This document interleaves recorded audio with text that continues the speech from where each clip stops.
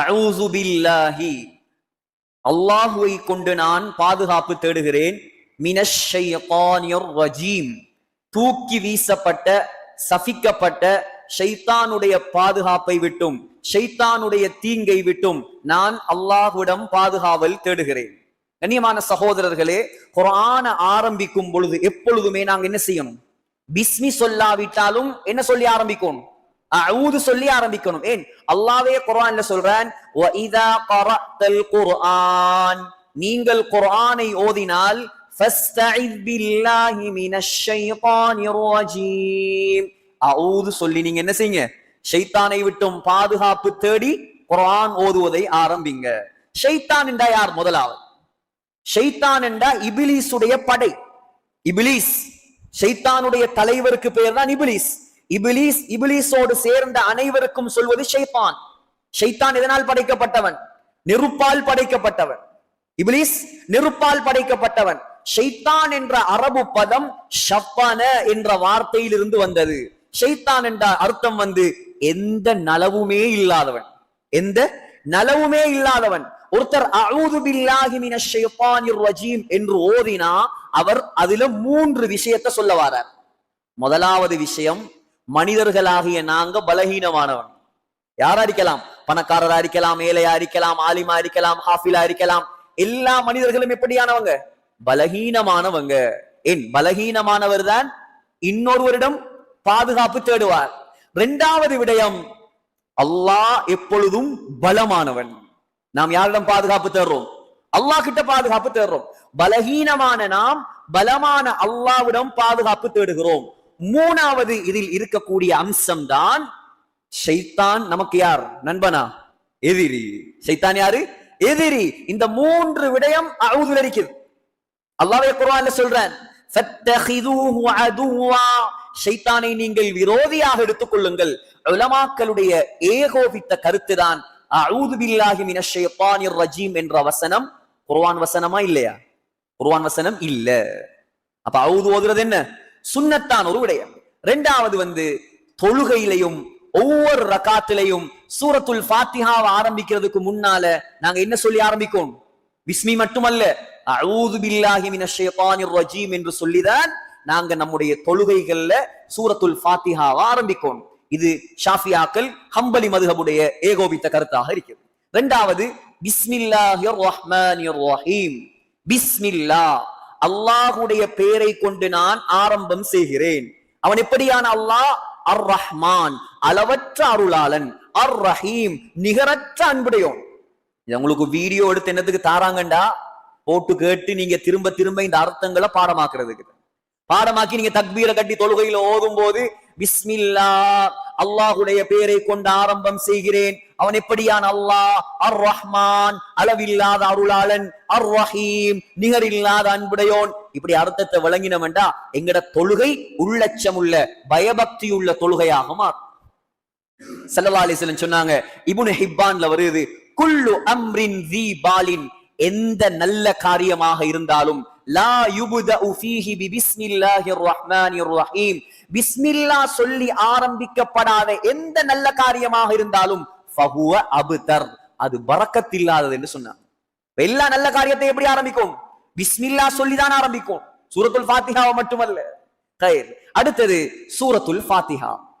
சூரத்துல் ஃபாத்திஹா மக்காவுல அருளப்பட்ட சூரா. மக்காவில் அருளப்பட்ட சூரா, மக்கி சூரா. பிஸ்மியையும் சேர்த்து 7 வசனங்களை கொண்ட சூரா. எத்தனை வசனம்?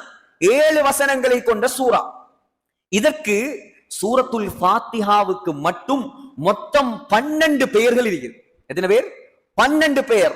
முதலாவது பெயர் தான் அஸ்ஸலா, தொழுகை. ஏன்? ஸல்லல்லாஹு அலைஹி வஸல்லம் சொன்னாங்க, புகாரில வருது, லா ஸலாத லிமன் லம் யக்ரா பிஃபாத்திஹத்தில் கிதாப், யார் சூரத்துல் ஃபாத்திஹா ஓதவில்லையோ அவருக்கு தொழுகையே கிடையாது. 2வது பெயர் தான் அல்ஹம்து. சூரத்துல் ஃபாத்திஹாவுடைய 2வது பெயர் என்ன? அல்ஹம்து, புகழ், அல்லாஹ்வை புகழக்கூடிய சூரா. 3வது ஃபாத்திஹத்துல் கிதாப், குர்ஆனை ஆரம்பிக்கக்கூடிய சூரா. 4வது உம்முல் கிதாப், வேதத்துடைய தாய். 5வது உம்முல் குர்ஆன், குர்ஆனுடைய தாய். 6வது அல் மசானி, திரும்ப திரும்ப ஓதப்படக்கூடிய சூரா. ஒரு நாளைக்கு எத்தனை தரம் நாங்க ஓதுறோம்?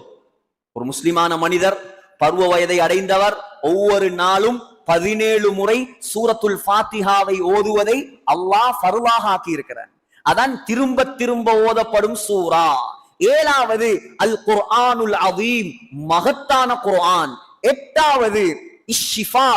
8வது என்ன? ஷிஃபா. சூரத்துல் ஃபாத்திஹாவுக்குரிய பெயர் தான் ஷிஃபா. ஷிஃபான்னு சொன்னா யாரு நம்பிக்கையோட சூரத்துல் ஃபாத்திஹாவை ஓதுவாரோ எந்த நோயாக இருந்தாலும் நோய் குணமாகும். நம்மட மருந்து எல்லாம் எங்க இருக்கு? குர்ஆன்ல மருந்து இருக்குது. குர்ஆன்ல எல்லா நோய்க்கும் மருந்து இருக்குது. நம்பிக்கையோட ஓதினா குணம் கிடைக்கும். ஆனா நாம குர்ஆனை விட்டுட்டு ஒரு நோய் வந்தா உடனே போறது வேற வேற ஆக்களை தேடி. குர்ஆனை விளங்கி பாடமாக்கி சூரத்துல் ஃபாத்திஹாவை ஓதி வந்தா எந்த நோயாக இருந்தாலும் அல்லாஹ் குணப்படுத்துவான். 9வது பெயர் தான் ருக்கியா. ருக்கியா என்று சொன்னால் மந்திரம். ருக்கியாண்டா என்ன? ஓதி பார்க்கிற மந்திரம். ஸல்லல்லாஹு அலைஹி வஸல்லம் சூரத்துல் ஃபாத்திஹாவை வைத்து நோய்களுக்கு ஓதி பார்த்திருக்கான். 10வது அசாஸ். அசாஸ் என்றால் அஸ்திவாரம். குர்ஆனுடைய அஸ்திவாரமே சூரத்துல் ஃபாத்திஹா. 11வது பெயர் அல் வாஃபியா, பரிபூர்ணமானது. பரிபூர்ணமானது அப்படின்னா பூர்த்தியானது. சூரத்துல் ஃபாத்திஹால பாதிய ஓதினா தொழுகை கூடுமா? பூர்த்தியாக சூரத்துல் ஃபாத்திஹா ஓதினாதான் என்ன செய்யும்? தொழுகை ஏற்றுக்கொள்ளப்படும். 12வது பெயர் தான் அல் காஃபியா, போதுமான சூரா. நீங்க சூரத்துல் ஃபாத்திஹா இல்லாம எந்த சூறாவை ஓதினாலும் தொழுகை நிறைவேறாது. சூரத்துல் ஃபாத்திஹாவை மட்டும் ஓதினா தொழுகை நிறைவேறும். இது சூரத்துல் ஃபாத்திஹாவுக்கு இருக்கக்கூடிய 12 பெயர். 2வது விடயம் சூரத்துல் ஃபாத்திஹாவுடைய சிறப்பு. இவ்வளவு காலமா சூரத்துல் ஃபாத்திஹா ஓதுறோம், ஆனா அதோடைய சிறப்பை நாங்க விளங்காம ஓதினா சரி வருமா? சொன்னாங்க ஸல்லல்லாஹு அலைஹி வஸல்லம், மா அன்ஸலல்லாஹு ஃபித் தௌராத், தௌராத்திலேயோ வலா ஃபில் இன்ஜீல், இன்ஜீல்லையோ மிஸ்ல உம்மில் குர்ஆன், இந்த சூரத்துல் ஃபாத்திஹாவை போன்ற ஒரு சூறாவை அல்லாஹ் இறக்கவில்லை. வஹிய ஸபஉல் மசானி, அதுதான் திரும்ப திரும்ப ஓதப்படக்கூடிய 7 தரம் ஓதப்படக்கூடிய 7 ஆயத்துகளை கொண்ட சிறந்த சூரா என்பதாக ஸல்லல்லாஹு அலைஹி வஸல்லம் இந்த சூரத்துல் ஃபாத்திஹாவுடைய சிறப்பை சொன்னார்கள். சஃபர் ஜும்ஆ அல்லாத ஏனைய நாட்கள்ல ஒவ்வொரு முஸ்லிமும் 17 முறை இந்த சூறாவை ஓதணும். ஃபர்துலையும் சூரத்துல் ஃபாத்திஹாவை ஓதுவது ஃபர்து, சுன்னத்திலையும் சூரத்துல் ஃபாத்திஹாவை ஓதுவது ஃபர்து, நஃபில்லையும் சூரத்துல் ஃபாத்திஹாவை ஓதுவது ஃபர்து, ஸலாத்துல் ஜனாஸா, ஜனாஸா தொழுகையிலையும் சூரத்துல் ஃபாத்திஹாவை ஓதுவது அல்லாஹ் ஃபர்லாக ஆக்கி இருக்கிறான். இந்த சூரத்துல் ஃபாத்திஹா எதிர தஃப்சீரை மட்டும் 1 வருஷம் நடத்தலாம், 2 வருஷம் நடத்தலாம், 7 வருஷம் நடத்தலாம். அவ்வளவு தஃப்சீர உலமாக்கள் எழுதி இருக்கிறாங்க சூரத்துல் ஃபாத்திஹாவுக்கு மட்டும். ஒரு இமாம் இருந்தார், ஈரான்ல பிறந்தவர். இந்த இமாமுடைய பெயர் ஃபஹ்ருத்தீன் ராஸி, ஷாஃபி மதுஹபுடைய மிக முக்கியமான அல்லாமா.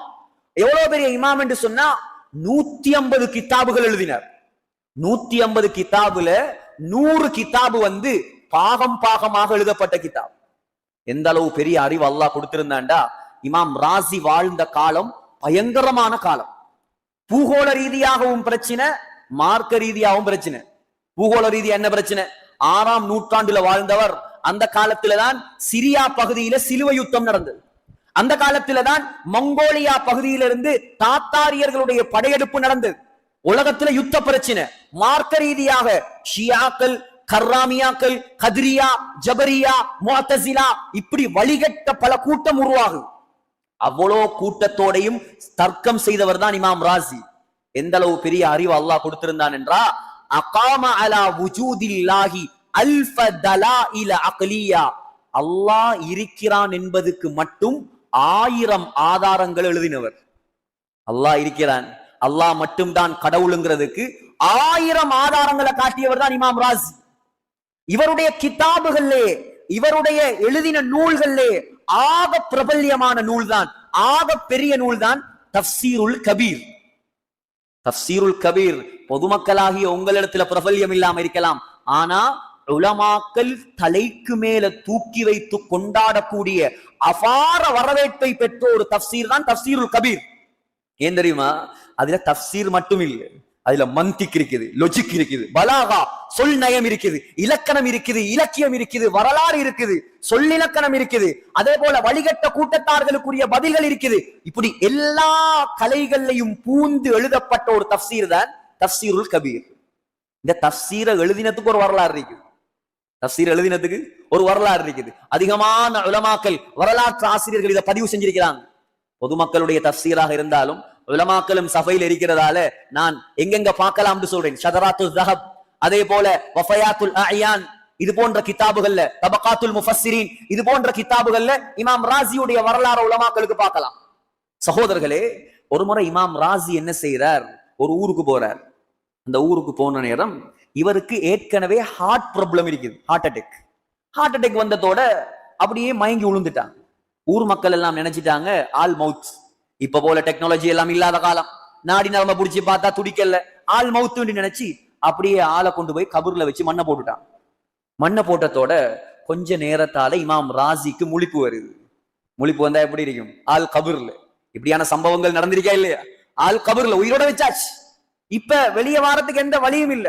அரபு நாடுகள்ல கபூர் எப்படி தோண்டுவாங்கன்னு சொன்னா, எங்கட கிழக்கு மாகாணங்கள்ல எல்லாம், சாய்ந்த மருதுல எல்லாம் சும்மா ஒரு பொட்டி கபூர் தான், புள்ள குழி எல்லாம் வைக்கலாது. உள்ளுக்கு லாச்சி கபர்னு சொல்லுவாங்க, அதெல்லாம் வைக்கலாது. ஏண்டா மணல், எங்கட ஊரெல்லாம் மணல், அதனால அது இடிஞ்சு விழுந்துரும். அரபு நாடுகளை பொறுத்த வரைக்கும் பொதுவாக லாச்சி கபர் தான் வைப்பாங்க. ஒரு கபரை தோண்டி அதுக்குள்ள ஒரு லாச்சி மாறி ஒன்று வச்சு அதுக்குள்ளதான் மையத்தை வைக்கிற, கல்லை வச்சுட்டு அப்படியே ஜனாசாவை மூர். இப்ப இவர் எழும்பி பார்த்தா மூச்செடுக்கலாம் இருக்குது, இருட்டு. அல்லாஹ் கிட்ட ஒரு வாக்கு கொடுத்தார், யா அல்லாஹ், இந்த இருட்டுல இருந்து என்ன நீ பாதுகாத்தா நான் உன்னுடைய மார்க்கத்துக்கு பெரிய ஒரு சேவையை நான் செய்வேன். பெரிய ஒரு சேவை, அபாரமான சேவை. அந்த காலத்துல கஃன் திருற கல்லன் இருந்தான். பொதுவாக வறுமையான ஒரு காலம். அந்த காலத்துல என்ன செய்யறா, கல்லன் வந்து ஜனாசாவை அடக்கிட்டு போனதோட ஜனாசாவை தோண்டி கஃனை களவெடுக்கிற. இந்த காலத்துல இருக்கிறதோ தெரியாது. பொதுவா கல்லனுக்கு அரபி வார்த்தையில லிஸ் என்று சொல்லுவாங்க, சாரிக் என்று சொல்லுவாங்க. ஆனா கஃன் திருடக்கூடிய திருடனுக்கு நப்பாஷ் என்ற வார்த்தையை பாவிப்பாங்க. கஃனை தோண்டி, கபரை தோண்டி கஃனை களவெடுக்கிற. இப்ப இமாம் ராஸி அல்லாஹ் கிட்ட துஆ செய்து கொண்டிருக்கிறார், யா அல்லாஹ் என்ன எப்படியாவது காப்பாத்து. சரியா கஃன் திருற கல்லன் வந்து கபரை தோண்ட ஆரம்பிக்கிறான். கபரை தோண்டி கிட்ட வாகி கஃனை இழுக்கும் போது இமாம் ராஸி எழுப்பி உட்கார்ந்துட்டார். எப்படி இருக்கும்? இவன் அடிச்சு விழுந்து கத்தி பெரட்டி ஓட, அண்டையோட ஹராம், கபனா மையவாடியே மறந்துட்டான். இவர் எழும்பினவர் சந்தோஷம், அல்ஹம்துலில்லாஹ். நேரா அப்படியே பள்ளிக்கு வந்தார். பள்ளிக்கு வந்து உது செஞ்சு 2 ரகாத் தொழுது அந்த இடத்திலேயே தஃப்சீருல் கபீர், சூரத்துல் ஃபாத்திஹாவுடைய இன்டர்பிரிட்டேஷன், விளக்கம் எழுத ஆரம்பித்தார். எவ்வளவு எழுதினார் தெரியுமா? சூரத்துல் ஃபாத்திஹாவுக்கு மட்டும் 350 பக்கம் தஃப்சீர் எழுதினார். யோசிச்சு பாருங்க, ஒரு நாளைக்கு ஒரு பக்கத்தை நான் நடத்தினாலும் ஒவ்வொரு வாரத்தில் ஒரு பக்கம் வச்சா கிட்டத்தட்ட 7 வருஷம் வேணும் அதை மட்டும் முடிக்கிறது. வேற தஃப்சீர் எல்லாம் விடுங்க, தஃப்சீர் கபீர்ல உள்ள சூரத்துல் ஃபாத்திஹா 12 பாகங்கள்ல ஒரு பாகம் வந்து தனி சூரத்துல் ஃபாத்திஹா 350 பக்கம். நான் என்ன சொல்ல வரேன், அவ்வளோ அற்புதமான ஒரு சூரா தான் சூரத்துல் ஃபாத்திஹா. சூரத்துல் ஃபாத்திஹாவை மட்டுமாவது நாங்க சரியா படிச்சு எங்க தொழுகையை அமைத்தோம் என்றா அல்ஹம்துலில்லாஹ், அல்லாஹ்வுடைய உதவி இறங்கக்கூடிய தொழுகைகளாக நம்முடைய தொழுகைகள் மாறிவிடும். அல்ஹம்துலில்லாஹ், அல்ஹம்து எல்லா புகழும், லில்லாஹி ரப்பில் ஆலமீன், அகிலத்தாருக்கெல்லாம் இரட்சகனாகிய அல்லாஹ்வுக்கே எல்லா புகழும் சொந்தம். புகழ் யாருக்கு சொந்தம்? அல்லாஹ்வுக்கு மட்டும்தான் சொந்தம். புகழுக்கு தகுதியானவர் யார்? அல்லாஹு தஆலா மாத்திரம்தான். பெருமைக்கு தகுதியானவன் யார்? அல்லாஹ் மட்டும்தான். போற்றப்படுவதற்கு தகுதியார்? அல்லாஹ் மட்டும்தான். உலகத்திலே எந்த மனிதனும் புகழுக்கு தகுதியானவன் அல்ல, யாரும் பெருமைக்கு தகுதியானவர் அல்ல. முழு பெருமைக்கும் முழு புகழுக்கும் சொந்தக்காரன் அல்லாஹ் மாத்திரம்தான். உலகத்தில புகழை விரும்பக்கூடியவன் அல்லாஹ் மாத்திரம்தான் இருக்கும், வேற யாரும் புகழ விரும்ப போடாது. அப்படி புகழ விரும்பினா அவருக்கு தண்டனை நரகம். அல்லாஹ் சொல்றான், அல் கிப்ரியா ரிதாயி, பெருமை என்னுடைய மேலாடை, வல் அஸமத்து இஸாரி, கண்ணியம் என்னுடைய கீழாடை, ஃபமன் நாஸஅனி வாஹிதம் மின்ஹுமா, யாரு பெருமையை கண்ணியத்தை தேடுகிறாரோ அவரை நான் நரகத்தில் தூக்கி போடுவேன். ஆனா அல்லாஹ் புகழ்ந்தா என்ன கிடைக்கும்? நன்மை கிடைக்கும், கூலி கிடைக்கும். எந்த அளவு கூலி கிடைக்கும்?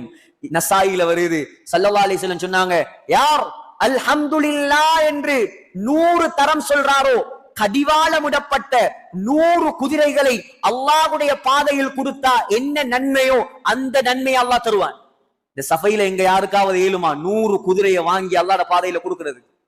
அது குதிரை இருக்குதா இங்க வாங்குறது? சும்மா இருக்கிற இடத்துல இருந்து ஒரு 10 நிமிஷம் போக 100 தரம் அல்ஹம்துலில்லாஹ் அல்ஹம்துலில்லாஹ் இருந்த இடத்துல இருந்தே 100 குதிரைகள் அல்லாஹ்வுடைய பாதையில கொடுத்த நன்மை. யார் சுப்ஹானல்லாஹ் அல்லாஹ் தூய்மையானவன் என்று 100 முறை சொல்லுவாரோ, இஸ்மாயில் அலைஹிஸ்ஸலாத்துடைய பரம்பரையில் 100 அடிமைகளை வாங்கி உரிமையிட்டால் என்ன நன்மை கிடைக்குமோ அந்த நன்மையை அல்லாஹ் கொடுப்பான். யார் அல்லாஹு அக்பர் என்பதாக 100 முறை சொல்லுவாரோ, 100 ஒட்டகத்தை அல்லாஹுடைய பாதையில கொடுத்தா என்ன நன்மையோ அந்த நன்மையை அல்லாஹ் தருவான். அல்லாஹ்வை புகழ்வதற்கு அல்லாஹ் வைத்திருக்கக்கூடிய நன்மை. புகழ்வோமா இன்ஷா அல்லாஹ். எந்த நேரம் பார்த்தாலும் நம்முடைய வாயில யாரை பத்தி புகழணும்? அல்லாஹ் புகழணும். தஸ்பீஹ் இருக்கணும் கையில, திக்ர் கவுண்டர் இருக்கணும் கையில, அல்லாஹ்வை புகழ்ந்து கொண்டே இருக்கணும். புகழ புகழ புகழ அல்லாஹ் நம்முடைய அந்தஸ்தை உயர்த்தி கொண்டே இருப்பான். அதான் அல்ஹம்துலில்லாஹ், எல்லா புகழும் அல்லாஹ்வுக்கு மட்டும் சொந்தம். அவன் எப்படியான அல்லாஹ்? ரப்பில் ஆலமீன், அகிலத்தார்களுக்கெல்லாம் ரப்பாகிய அல்லாஹ். ஆலம் என்று சொன்னா அல்லாஹ்வை தவிர உள்ள மற்ற அனைத்துக்கும் பெயர் ஆலம். அப்ப அல்லாஹ்வை தவிர உலகத்துல என்னவெல்லாம் இருக்குதோ, இந்த அண்ட சராசரம், பால்வெளி, வானம், பூமி, கோள் மண்டலம், மில்கிவே, எல்லாத்துக்கும் ரப்பு யார்? அல்லாஹ் மாத்திரம்தான். அதான் குர்ஆன்ல அல்லாஹ் 996 இடங்கள்ல ரப்பு என்ற வார்த்தையை மட்டும் பாவித்திருக்கிறார். அல்லாஹ் சொல்றான் அல்ஹம்துலில்லாஹி ரப்பில் ஆலமீன், அவன்தான் அகிலத்தாருடைய ரப்பு. குல் அஊது பிரப்பின் நாஸ், அவன்தான் மனிதர்களுடைய ரப்பு. குல் அஊது பிரப்பில் ஃபலக், அவன்தான் அதிகாலை நேரத்தின் ரப்பு. வலில்லாஹில் ஹம்து ரப்பிஸ் ஸமாவாத், அவன்தான் வானங்களுடைய ரப்பு. வலில்லாஹில் ஹம்து ரப்பிஸ் ஸமாவாதி வல் அர்த், அவன்தான் பூமியுடைய ரப்பு. ரப்பிஸ் ஸமாவாதி வல் அர்த் வமா பைனஹுமா, வானத்துக்கும் பூமிக்கும் மத்தியில என்னெல்லாம் இருக்கிறதோ எல்லாத்துக்கும் அவன்தான் ரப்பு. லா இலாஹ இல்லாஹு அலைஹி தவக்கல்து வ ஹுவ ரப்புல் அர்ஷில் அஸீம், அவன்தான் மகத்தான் அர்ஷுடைய ரப்பு. இன்னமா உமிர்து அன் அஅபுத ரப்ப ஹாதிஹில் பல்தா, அவன்தான் மக்காவுடைய ரப்பு. ஃபல்யஅபுது ரப்ப ஹாதல் பைத், அவன்தான் காபாவுடைய ரப்பு. வ அன்னஹு ரப்புஷ் ஷியரா, சூரியனை விட 20 மடங்கு பெரிய ஷியரா என்ற நட்சத்திரத்தின் ரப்பு. அல்லாஹு ரப்புக்கும், அவன்தான் உங்களுடைய ரப்பு. வ ரப்பு ஆபாயிக்குமுல் அவ்வலீன், உங்களுடைய தகப்பன்மாருடைய ரப்பு. ரப்புல் மஷ்ரிகைன், 2 கிழக்கு திசைகளின் ரப்பு. வ ரப்புல் மக்ரிபைன், 2 மேற்கு திசைகளின் ரப்பு. ஃபபிஐ ஆலாஇ ரப்பிகுமா துகذிபான், மனிதர்களுடைய ரப்பு, ஜின்களுடைய ரப்பு. வ ஹுவ ரப்புனா வ ரப்புக்கும், என்னுடைய ரப்பு உங்களுடைய ரப்பு. வ ஹுவ ரப்பு குல்லி ஷை, எல்லாவற்றுடைய ரப்பு. குல் அகைரல்லாஹி அப்கி ரப்பன், அவனை தவிர வேற ரப்பு இந்த உலகத்தில் கிடையாது. இந்த சிந்தனை எல்லாம் தொழுகையில வந்தா நம்ம தொழுகையுடைய தரமே வேற. தனிய தொழும்போது இதெல்லாம் உங்களுடைய சிந்தனையில வரும். அல்ஹம்துலில்லாஹி ரப்பில் ஆலமீன் என்ற இந்த வசனத்துக்குள்ள மாத்திரம் புதைந்து கிடக்கும் அற்புதங்கள் இவைகள் எல்லாம். இப்ப விளங்குதா? குர்ஆன் எங்க இருக்குது, நாங்க எங்க இருக்கிறோம்? எவ்வளவு படிக்கணும் குர்ஆன? நாங்க ஒரு வசனம் படிக்கிறதுக்கு அரமணித்தியாலம் போகுது. முழு வாழ்க்கையிலையும் குர்ஆன ஒவ்வொரு கிழமை இந்த தஃப்சீர கிளாஸ் நடத்தினாலும் கிட்டத்தட்ட 14 வருஷம் வேணும் முழு குர்ஆனையும் படிச்சு முடிக்கிறது. சுருக்கமா நடத்தினா, ரொம்ப விரிவில்லாம சுருக்கமாக நடத்தினா 12-14 வருஷம் வேணும் முழு குர்ஆனையும் படிச்சு முடிக்கிறது. முயற்சியுமா இன்ஷா அல்லாஹ். 2வது வசனம், 3வது வசனம் அல்லாஹ் சொல்றான் அர் ரஹ்மான், அளவில்லா அருளாளன். அர் ரஹீம், நிகரில்லா அன்புடையவன். ரஹ்மான் என்றாலும் இரக்கம் தான், ரஹீம் என்றாலும் இரக்கம் தான். அப்ப ரெண்டுக்கும் என்ன வித்தியாசம்? ரஹ்மான் என்றா உலகத்துல அல்லாஹ் இல்ல என்று சொல்றவனுக்கும் அவன் சாப்பாடு கொடுப்பான். உலகத்துல அல்லாஹ் பொய் என்று சொல்றவனுக்கும் அவன் பென்ஸ்கார் கொடுப்பான். உலகத்துல அல்லாஹ்வை விட்டுட்டு வேற வேற தெய்வங்களை வணங்குறவனையும் அவன் வாழ வைப்பான். ஆனா ரஹீம் என்றா கியாமத்துடைய நாளையில நல்லடியார்களுக்கு மாத்திரம் இரக்கம் காட்டுவார். அதான் ரஹ்மானுக்கும் ரஹீமுக்கும் வித்தியாசம். ரஹ்மான் என்றா எல்லாருக்கும் இரக்கம், எல்லாருக்கும் இரக்கம். ஸல்லல்லாஹு அலைஹி வஸல்லம் சொன்னாங்க, முஸ்லிம்ல வருது, இன்னலில்லாஹி மிஅத ரஹ்மா, அல்லாஹ்வுக்கு 100 ரஹ்மத் இருக்குதா. எத்தனை ரஹ்மத்து? 100 ரஹ்மத்து. அந்த 100 ரஹ்மத்துல அல்லாஹ் ஒரே ஒரு ரஹ்மத்தை தான் உலகத்துல இறக்கி வச்சிருக்கான். அந்த ஒரு ரஹ்மத்தை வச்சுதான் உம்மா நம்மோட இரக்கமா இருக்கிறது, வாப்பா இரக்கமா இருக்கிறது, நம்முடைய நண்பர்கள் இரக்கமா இருக்கிறது, மனைவியோட இரக்கமா இருக்கிறது, மிருகங்கள் குட்டிகளோட இரக்கமா இருக்கிறது. சொன்னாங்க ஸல்லல்லாஹு அலைஹி வஸல்லம், அல்லாஹ்வுடைய ஒரு ரஹ்மத்துடைய பரக்கத்தான் முழு உலகமே இரக்கம் காட்டுவது. 99 ரஹ்மத் அல்லாஹ் வச்சிருக்கிறானாம் யாருக்கு? சொர்க்கவாசிகளுக்கு இரக்கம் காட்டுவதுக்கு. அப்ப எப்படி நடந்து கொள்வான் அல்லாஹ்? இந்த உலகத்துல இவ்வளவு மாற்றம் செஞ்சு எத்தனையோ வருஷத்துடைய தொழுகையை வீணாக்கி அமளிபாதத்துகளை வீணாக்கி எங்களை எவ்வளவு இறக்கமா வாழ வைக்கிறான் என்றா அவனுக்கு வழிபட்டு நாங்க அந்த சொர்க்கத்துக்கு போயிருந்தா 99 ரஹ்மத்தை வச்சு எங்களோட எவ்வளவு அன்பாக நடப்பான். அல்லாஹ் அந்த பாக்கியத்தை எனக்கும் உங்களுக்கும் தருவானாக. சகோதரர்களே, சொன்னாங்க ஸல்லல்லாஹு அலைஹி வஸல்லம் இடத்துல, முஸ்லிம்ல வருது, புகாரில வருது, ஒரு முறை கைதிகள் கொண்டு வரப்பட்டான். கைதிகள், அந்த கைதிகள்ல ஒரு பெண்மணி தன்னுடைய குழந்தைய காணாமாக்கிட்டு தேர்றா தேர்றா தேர்றா. கடைசியில புள்ள கிடைச்சதோட அந்த புள்ளைய அப்படியே தூக்கி அள்ளி முத்தம் கொடுத்து அப்படியே பால் கொடுக்க ஆரம்பிக்கிறார். தூரத்துல இருந்து சஹாபாக்களும் ஸல்லல்லாஹு அலைஹி வஸல்லமும் இந்த காட்சியை பார்த்துட்டு ஸல்லல்லாஹு அலைஹி வஸல்லம் கேட்டாங்க சஹாபாக்களை பார்த்து, தோழர்களே, இந்த தாய் இந்த இரக்கமான புள்ளைய நெருப்புல தூக்கி போடுவாளா? யா ரசூலல்லாஹ், இவ்வளோ இரக்கம், எவ்வளோ பாசம், எவ்வளோ அன்பு, இந்த தாய் இந்த புள்ளைய தூக்கி நெருப்புல போடுவாளா யா ரசூலல்லாஹ்? சொன்னாங்க ஸல்லல்லாஹு அலைஹி வஸல்லம், லல்லாஹு, என்னுடைய ரப்பு அல்லாஹ், அவன் எப்படியானவன் தெரியுமா?